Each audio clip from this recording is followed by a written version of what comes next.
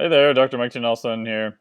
What you're seeing here is my watch, and this is a MOXY sensor I've got taped to my right quad. I'm doing some rowing, which you can't see here. At the top, you'll see there's an SMO2 that is a measure of how much oxygen is bound to hemoglobin as it goes by. So what you'll notice is after I start, that number starts to go down, which means the muscle is extracting more oxygen actually out. A number below total hemoglobin is a rough marker for blood flow, and then obviously heart rate there. And you'll hear me say start and then also 15 seconds. And one other part too is that when I ran this, there's about a 2 to 3 second delay on the sensor because of the averaging. So it's a little bit even behind if I did it with actually a live measurement. The thing you'll notice is that even though it's, quote, anaerobic exercise, you'll see that the muscle is pulling oxygen really soon. And you'll notice that it gets down to over half of what it started at literally within a few seconds.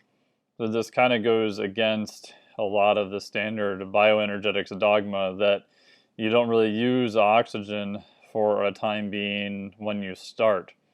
That everything is anaerobic, so I'm pulling as hard as I can on the rower. Maybe I'll get a fancy 2-camera shot at some point. I'm actually doing, quote, anaerobic work, high output, high force, and you'll notice that oxygen is actually being used right away.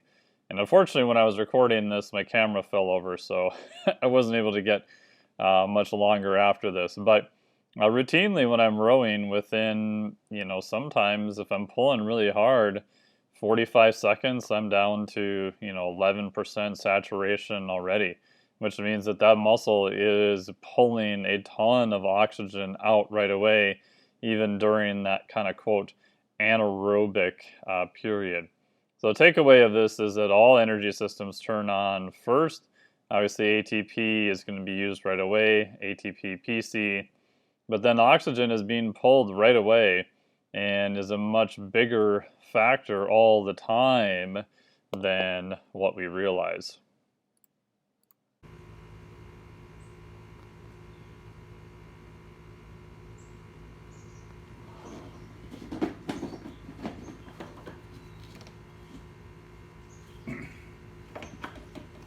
Go.